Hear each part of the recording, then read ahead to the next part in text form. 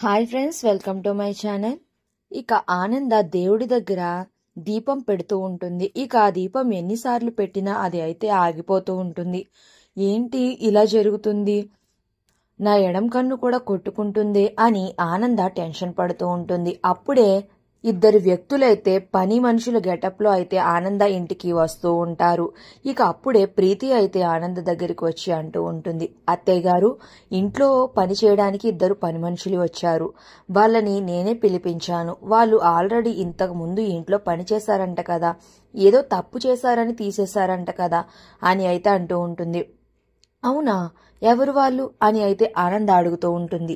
మీరే చూద్దురుగాను రండి అత్తయ్య గారు అని వెళ్లి డోర్ దగ్గర ఆనంద చూసి ఒక్కసారిగా షాక్ అయిపోతుంది. ఇక డోర్ దగ్గర ఒక వైపు నుంచి అనన్య, మరోవైపు నుంచి కాంచన అయితే వచ్చి డోర్ ఎదురుకుండా నుంచుంటారు. ఇక వాళ్ళు అలా లోపలికి వస్తారు.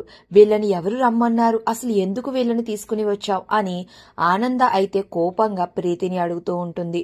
ఇక అప్పుడే అక్కడికి లీలావతి కూడా వస్తుంది.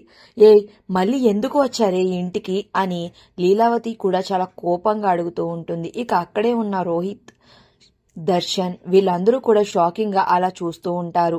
ఇక అప్పుడు ప్రీతి అంటూ ఉంటుంది, అత్తయ్య వీళ్ళు తప్పు చేశారంట, వీళ్ళు క్షమాపణలు కోరుతున్నారు అని అయితే అంటూ ఉంటుంది. ఇక అప్పుడు అనన్య అంటూ ఉంటుంది, మీరు నాకు మాట ఇచ్చారు కదా అమ్మగారు ఇక్కడ పని ఇప్పిస్తానని, అంటే మీ మాట కూడా ఈ ఇంట్లో చల్లదా అని అనడంతో ఇక ఆనంద లీలావతి ఏమీ చేయకుండా అలా సైలెంట్ గా చూస్తూ ఉంటారు. ఇక అప్పుడు ప్రీతి అంటూ ఉంటుంది, అత్తయ్య గారు వీళ్ళకి ఇక్కడ పని దొరుకుతుంది అని మాట ఇచ్చేశాను, తరువాత మీ ఇష్టం అని ప్రీతి అనడంతో ఏమీ చేయకుండా నిస్సహాయతగా ఆనంద అయితే ఉండిపోతుంది.